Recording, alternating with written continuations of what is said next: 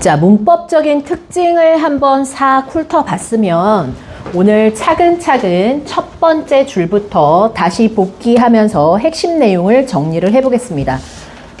토요일 반이랑 딱히 진도를 맞춰야 되는 상황은 아니기 때문에 혹시라도 우리 클래스에선 더 나갈 수 있으면 2줄까지 나가볼게요.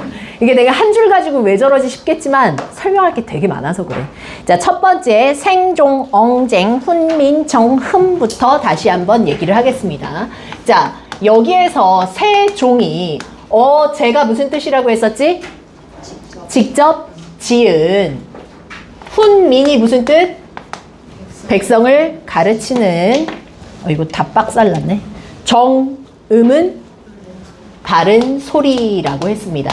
자, 그런데 이 글자들을 봤을 때 전부 다 앞에 한자어가 있어, 없어? 있죠. 자, 이 한자의 음을 가장 중국의 무엇에 가깝게? 원음에 가깝게 표기하고 싶어서 글자의 종성에 요런 녀석들이 들어있을 거야. 그치?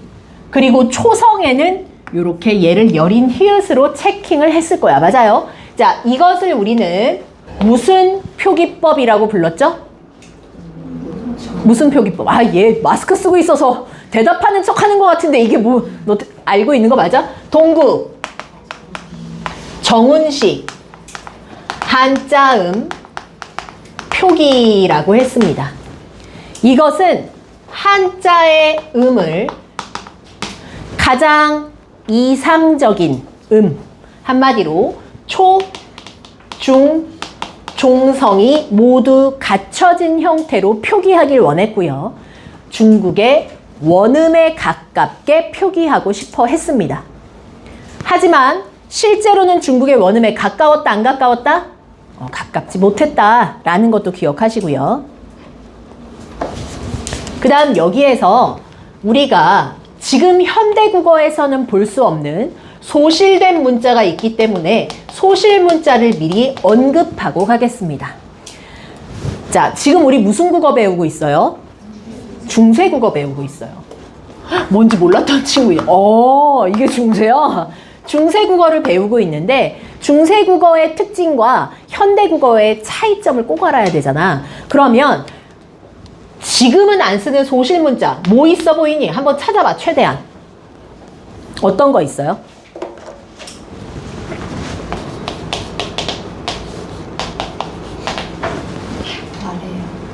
아래아자, 모음에서 아래아자 있고요. 또 히읗, 여린 히읗, 또 반치음. 더 찾을 수 있나요? 모르겠지? 여기엔 없어서. 자, 칠판 보세요. 이름을 같이 알아둬야 됩니다. 비워놓고 이름을 쓰라고 하지 이걸 그려 넣으라고는 안 하니까 이름으로 알아둡시다. 얘를 뭐라고 부르냐면 여린 히읗이라고 불러요. 자, 이 세모는 반치음이라고 부릅니다. 내가 너무 사과처럼 그렸는데 사실 이렇게까지는 안 생겼고 이런 식으로 생겨 있을 거야. 근데 얘는 옛, 자리 좁네, 옛 이응이라고 불러요. 그 다음 얘가 문제인데 얘를 순경음 비읍이라고 부를 거거든. 근데 막 나중에 계속 국어 공부하다 보면 이런 애들도 보인단 말이야.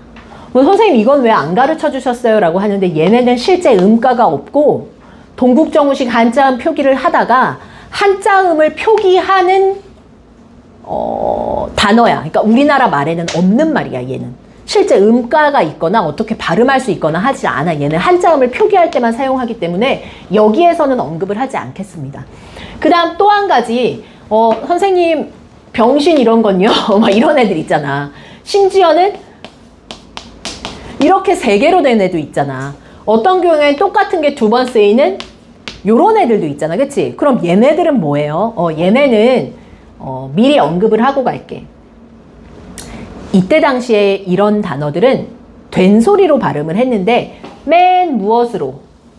뒤에 걸로 된소리 발음 됐다고 생각하면 돼. 오케이? 근데 이게 비읍 계열, 뭐 비읍 시옷 계열, 시옷 계열 이렇게 이름을 달리하는데 얘네들은 명칭을 뭐라고 할 거냐 하면 단어랑 단어를 단어라고 하면 안 되겠다. 자음과 자음을 합쳐서 쓰잖아. 그치? 그런데 하나가 아니라 2개씩, 3개씩 군집을 이룬 거지. 너희 혹시 자음, 군, 단수나 기억나? 그게 자음이 군집을 이루고 있는 거잖아. 받침이 겹받침인 게 여기도 똑같아. 어두, 말의 처음 시작 단어에 자음군을 사용했다. 어두 자음군이 있었다. 지금은 어두 자음군이 있어요, 없어요? 없어요. 근데 어떤 친구가 이러더라고. 선생님, 저희도 이런 거 있잖아요. 쌍비읍. 얘는 그냥 하나의 자음이야. 어두 자음군이 아니라. 이해됐죠? 자, 어두 자음군이 있었고요. 서로 다른 걸 이렇게 사용하는 경우를 병신 이거 아니야. 쌍시옷처럼 읽히겠지. 얘네를 합용병서라고 했고 옆으로 붙이는 게 병서예요. 그 다음 잉잉 똑같은 거 이렇게 2번 쓰는 것은 각자병서라고 합니다. 어쨌든 이때 당시에는 어두 자음군이 있었구나. 그리고 지금은 사용하지 않는 소실문자가 있구나. 이 소실문자에서 반치음과 순경음 비읍 때문에 현대국어에 수많은 문제들이 생깁니다. 그걸 곧 배우게 될 거예요. 근데 배우게 될 거지만 선을 긋다거든? 근데 이렇게 썼을 거 아니야. 근데 이때 당시에 무슨 적기 했다 그랬어? 이어적기. 그러면 이렇게 되지. 그런데 선을 긋다 긋고 계속 되다가 그어 현대국어에서도 그어만 갑자기 시옷 없어지지. 이 불규칙 활용이 이 새끼가 사라지면서 소실되면서 생기는 문제점이야. 그런 것들은 나중에 한꺼번에 묶어서 알려드릴게요. 자, 그 다음에 왼쪽에 점이 있어? 오른쪽에 점이 있어? 이래서 틀린다니까? 왼쪽에 점이 있죠. 그쵸? 그러면 나랏 할 때 얘가 왼쪽에 있는 점인 거고 얘를 우리가 무슨 점이라고 불렀어? 방점이 있다. 방점이라는 것은 비분절 의문이 있었다는 건데 현대국어의 비분절 의문이 뭐지, 시우나?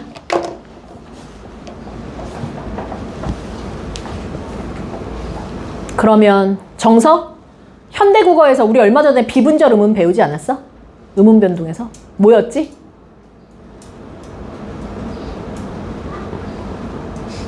눈이 내리네. 아, 내 눈! 음의 길이잖아. 길이, 소리의 길이였잖아. 근데 지금 중세국어에서는 비분절 의문이 길이가 아니라 뭔 거야? 고저인 거야. 장단이 아니라 고저인 거야. 혹은 높낮이가 있었다는 거야. 알겠죠? 자, 그럼 암기했는지 확인 잠깐 해볼까요? 아무것도 없는 걸 무슨 이름으로 불렀죠? 평성이라고 했고요. 평성은 가장 어떤 음? 낮은 음입니다. 그쵸? 눈. 하나 있는 건 뭐라고요? 거성이라고 했고요. 가장 어떤 음? 높은 음. 점이 하나 있으면 눈! 이러면 하늘에서 내리는 눈이었을지도 모르겠지. 그치? 그 다음 2개가 있으면요. 상성이라고 해서 낮았다가 높아지는 음이라고 했죠. 그럼 2개가 있으면 눈 하면 뭐 내 눈가를 얘기한다든지 이런 식으로 서로 각자 다른 뜻이었던 거야. 이해되셨죠? 자, 이런 방점이 있었다. 다른 말 할까? 성조가 있었다 라고 기억하셔도 좋겠어요. 자, 그 다음 나랏 시옷에 대한 설명 들어갑니다. 자, 얘들아, 이걸 선생님이 해석을 뭐라고 해줬지? 나라 의로 해석을 해줬을 거야. 그럼 이 시옷은 의라는 무슨 조사일 거야? 이거 한번 알려줄까? 봐라. 집이라는 단어가 있다고 생각해봐. 집을 내가 꾸미고 싶은데 내가 뭐 예쁘다를 활용해서 예쁜 짓 하면 이때 니은은 예쁜 집 할 때 이때 니은 조사니? 조사는 아니지. 얘는 그냥 뭐야? 어미지. 관형사형 어미잖아. 우리 문법에서 배웠듯이. 그치? 근데 집은 집인데 나 의 집 하면 얘가 꾸며지지. 그러니까 얘는 관형사형 어미고 얘는 관형격 조사야. 그러니까 여기서의 의라는 녀석은 관형격 뭐야? 조사야. 4번이 아니라 여기서 5번으로 뽑습니다. 자, 관형격 조사가 이때 당시에 실현되는 모습은 딱 세 가지의 모습인데 이렇게 생기거나 이렇게 생기거나 이렇게 생기거나 세 가지로 실현됐어. 근데 눈치가 빠른 친구들은 벌써 눈치를 챘을 거야. 얘랑 얘는 무슨 차이니? 잘 모르겠어요? 그럼 여기서 선생님이 오늘 한 줄을 두 줄 나갈 수 있을까요? 덕볶이 씨가 오기 전에 자 여기 잠깐 지운 다음에 선생님이 모음의 조화에 대해서 6번 모음 조화에 대해서 좀 설명하고 들어갑시다. 자 우리가 모음의 조화를 이룬다는 게 무슨 뜻이었죠? 양성 모음은 무슨 모음끼리 쓰고 싶어? 양성끼리 쓰고 싶어해. 밝고 경쾌한 소리끼리 맞지? 그 다음 음성 모음 어둡고 무거운 소리는 음성 모음끼리 쓰고 싶어 했었어. 자 그러면 질문할게요. 양성 모음 한번 쫙 읊어보세요. 뭐뭐 있었지? 아, 오, 야, 요 제일 중요한 거 나와야 돼. 양성의 최고점 태양 그 자체, 하늘 그 자체 아래야. 맞지? 그 다음 음성은 어둡고 무거운 소리라고 했어. 뭐뭐 있었어? 어, 우, 여, 유, 땅, 음지. 그리고 양성도 음성도 아닌 하늘과 땅 사이에 살아가는 이 사람이라는 존재인 인자. 그치? 이. 얘는 무슨 모음이라고 했어? 중성 모음이라고 했어. 자, 그럼 관형격 조사가 얘랑 얘로 생긴 이유가 뭘 것 같아? 양성과 음성에 따라서야. 얘가 어디 모음 뒤에 들어가야 되겠니? 아래 하자로 받아줬으니까. 양성 모음 뒤에 붙는 아이고 얘는 무슨 모음이야? 음성 모음 뒤에 붙는 거야. 연습 좀 해볼까요?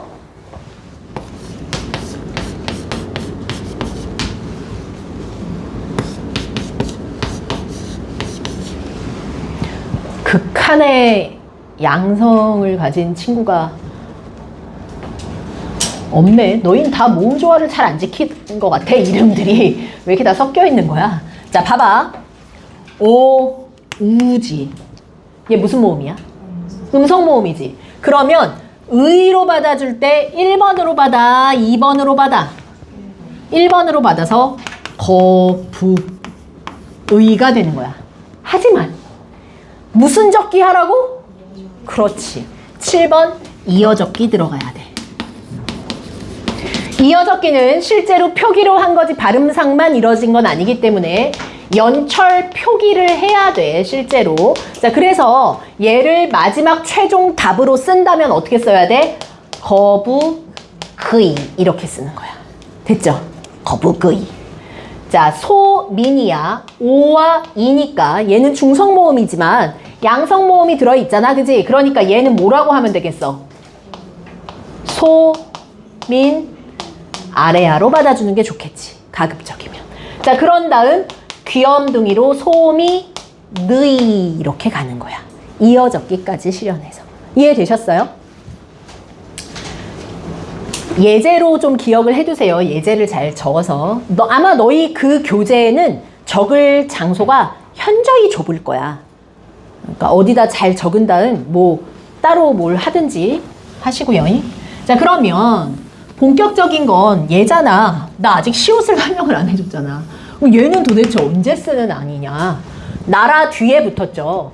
나라라는 대상은 생명이 있어요, 없어요? 없죠. 자, 그래서 시옷이 붙을 수 있는 경우는 딱 두 가지인데, 첫 번째, 생명이 없는 대상. 한마디로 학교에선 이렇게 말해요. 무정명사라고 합니다.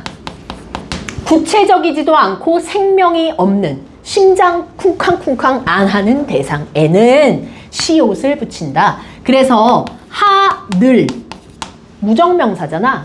시옷. 그치? 그 다음 바다. 얘 모음으로 끝나지. 그럴 땐 여기다 시옷. 바다. 그러면 하늘, 의, 바다, 의로 읽게 되겠죠. 이해됐니? 왜? 뭘 모르겠어? 저 이어적기 연철표기죠. 연철표기. 자, 그 다음 두 번째. 요게 중요하겠지. 요것도 중요해. 시옷이 사용되는 경우는요. 높임의 대상일 때. 예를 들어서 세종대왕이야. 그럼 대왕 높여야 되잖아. 그럼 여기다 뭐 붙여? 시옷. 대왕의. 그 다음 옛날에는 부처님이 제일 높은 대상이었어. 부처. 시옷. 부텄. 핸섭. 부처의 손. 부텄. 이렇게 받침으로 들어가는 거예요. 시옷 들어가요. 이해되셨죠? 자, 그래서 세 가지의 경우의 수를 잘 기억해서 문제를 풀 때 그 대상이 누구냐에 따라서 관형격 조사의 모습이 다양하게 나타나는 겁니다. 이해되셨어요? 얘네는 의나 1번, 2번은 의문의 환경에만 따르죠. 하지만 3번 이 시옷은 대상이 누구냐에 따라 달라지기 때문에 이 관형격 조사의 모습은 의문의 환경 때문에만 일어나진 않습니다. 그런데 나라의 말씀이 말이라고 했었지.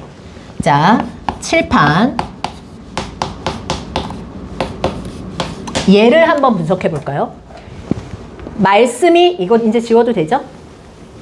말씀이 다르다라고 돼 있지. 다른 주체가 말씀이잖아. 그럼 여기에 붙은 녀석은 왜 이렇게 쓰지 않았을까요? 왜 의로 받아주지 않고 아래 아자 썼을까요? 왜? 몸 좋아지키고 싶으니까. 말씀. 그 다음 왜 얘는 뒤로 넘어가서 여기가 있는 거야? 말씀이 이렇게 돼 있는 거야? 이어적기 연철. 그러니까 요거 하나의 단어에서 그 세 개를 찾아야지 문제를 풀 수 있어요. 그 다음에 여기에 있는 이 이가 무슨 조사였어요? 8로 갈까요? 주격조사. 주격조사 하이라이트죠. 너무 중요합니다. 물론 너희 학교는 아마 이거보다 종결어미 표현이랑 높임을 훨씬 더 중시할 것 같긴 해. 모의고사를 중시할 수밖에 없는 고3 선생님이니까. 근데 지금은 일단 내신대로만 먼저 갑니다. 자, 주격조사는 뭐밖에 없었다 그랬지? 2밖에 없었다고 해서, 그치? 그럼 주격조사는 2밖에 없는데 실현되는 모습이 3가지였잖아. 기억나요? 첫 번째는 2를 전체를 다 쓰는 경우가 있고, 어떤 경우에는 짝대기만 그냥 단어에 붙이는 경우가 있었고, 어떨 때는 생략하는 경우가 있었어요. 그쵸? 자, 그러면 어떤 경우에 이렇게 되는지 한번 확인해 봅시다. 2가 전체가 실현되는 케이스는 뭘까요? 어디 뒤? 자음 뒤에. 한마디로 받침이 있을 때. 자, 자음, 뭐야? 이거 다 부러졌어. 왜 이렇게? 예를 들어서, 여기 조금 지울게요. 자리가 좁으니까. 자음 있는 거. 소, 영. 자음 있죠? 이럴 땐 그냥 이 전체. 맞지? 그 다음 소, 민. 받침이 있죠? 이. 하지만 얘는 한 번 더 변형을 해야 돼. 왜? 연철 표기를 해야 돼서. 어떻게 써요? 최종적으로 소민이 이렇게 되는 거야. 이해됐죠? 자, 그 다음에 짝대기만 붙는 경우는 언제라고 했었지? 모음이긴 모음인데 무슨 모음이 아닌 거? 이 모음이 아닌 것의 뒤에서. 예를 들어서 모음으로 끝나는 게 정서. 정서. 이 모음 아닌 모음으로 끝나지? 그럼 여기에 정세 말하길 이렇게 가면 정서가 말하길 이렇게 되는 거야. 이해되셨죠? 그 다음 거부. 거북이는 받침이 있네.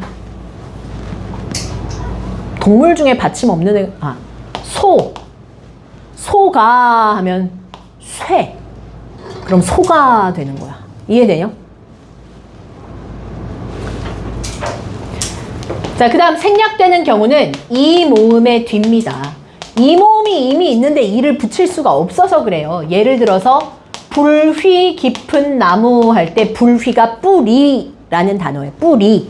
이미 이 모음이지. 그래서 생략되는 거야. 이 모음으로 끝나는 애가 우리 반에 있나? 근데 너네는 다 받침이 있는 것 같아. 유나, 서, 은서, 유나, 정서 3명 빼고 전부 다 받침이 있네. 신기하네. 신혜, 나는 이 모음으로 끝나 있어. 그럼 그냥 생략. 신혜, 가서 이러면 신혜가 가서. 숨겨져 있는 거야. 생략되는 겁니다. 됐죠? 자, 나라의, 말씀이, 말이. 의미의 변동은 나중에 한꺼번에 하고요. 일단은 문법적인 것만 조지고 갑시다. 자, 그 다음에 뭐라고 써있냐 하면 둥귀에라고 돼 있죠. 둥귀이 어디야? 중국에인데 이 에가 사실 현대어로 치면 뭐야? 중국 과에 해당합니다. 자, 와, 과 이런 것들을 우리는 무슨 조사라고 부를까요? 부사격 조사라고 불러요. 근데 이 부사격 조사는 무언가 우리나라와 중국을 서로 비교하죠. 그래서 엄밀하게 따지면 비교 부사격 조사라고 합니다. 이걸 굳이 왜 얘기하냐 하면 부사격 조사가 되게 많거든? 근데 처소부사격 조사인지 비교인지 인과인지 기타 등등을 물어보기 때문에 알아두시면 좋아요. 중국화 달라. 문짱. 야, 왜 문자라고 안 쓰냐? 왜? 왜 여기에 문짱 이렇게 쓴 거야? 왜? 그래, 동국정우식 한자음 표기야. 종성 맞춰서 채워서 쓴 거야. 이게 이해되셨죠? 문자와로, 문자가 서로라고 안 하고 서르라고 돼 있죠. 어떤 학교 선생님은 이걸 모음 조화라고도 설명하시고 안 하시는 선생님도 계시고 어쨌든 서르. 사마띠가 무슨 뜻이에요? 통하지예요. 그런데 나는 여기서 얘는 일단 뜻이 중요하니까 뜻을 한번 썼지만 이 시옷에 대해서 좀 언급을 하고 싶습니다. 사마띠의 원형은 원래 어떤 단어냐 하면 사마따가 원형이에요. 근데 치읓을 뭘로 바꿨어요? 시옷으로 바꿨죠. 그 이유가 있어요. 왜 그러냐 하면 이때 당시에 중세국어는 표기를 할 때 받침을 딱 8개로만 쓸 수 있었어. 몇 개로? 8개로. 어떻게? 우리 뭐 가느다란 물방울 외웠잖아. 거기에 시옷만 들어간다고 생각하면 돼. 이렇게. 그렇기 때문에 받침 치읓은 뭘로 바꿨어요? 시옷으로 바꿔서 표기한 겁니다. 이해되셨죠? 자, 그 다음 D 같은 것은 선생님 지금은 D라고 안 하고 전부 다 G라고 하잖아요. 맞아요. 그걸 설명을 해줄게요. 마무리를 지어야지. 자, 이렇게 8개로만 받침을 쓸 수 있는 것을 나 이제 8번이야? 9번이야? 9번인가 보다. 비교부사격 조사 했으니까. 8종성법이라고 합니다. 중세에는 현대국어와 다르게 현대는 7종성법 사용하지만 중세국어는 8종성법을 사용했다. 자, 그 다음 저 D라는 저 글자에 대해서 설명을 하겠습니다. 얘들아, 우리는 지금 디귿이나 디귿을 대부분 지읒화 혹은 치읒화에서 발음하는 거 알고 있니? 예를 들어 볼게. 중세국어에서는 티다라고 되어 있는 게 현대국어에서는 막대로 치다야. 옛날에는 편량이라고 돼 있었거든. 지금은 뭐라고 불러? 천장이야. 디귿이나 티귿이 지읒이나 치읓화가 아직 안 됐지. 그러니까 현대국어는 무엇화가 일어난 거고 국외음화를 많이 사용하는 거고 과거 중세국어는 국외음화가 아직 일어났다 안 일어났다? 일어나지 않았다라고 암기를 하시면 됩니다.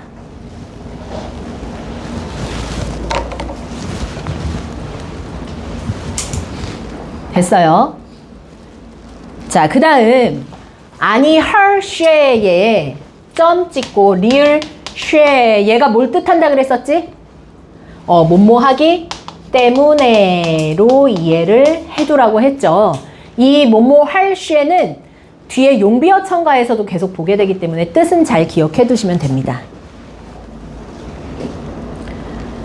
자, 그 다음 이런 전차로 전차 뜻 뭐였었어?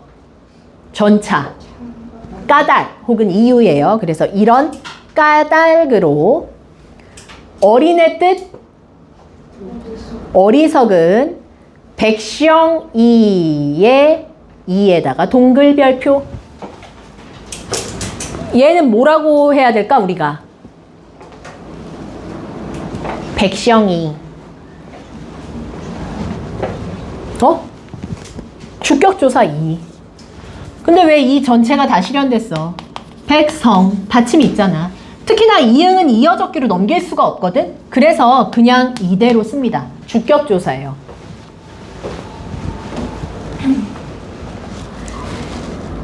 자, 니르고저에서 나 이제 여기 다 지울게. 니르고저랑 좀 설명해야 되니까. 몇 번이야? 11번이냐? 11번?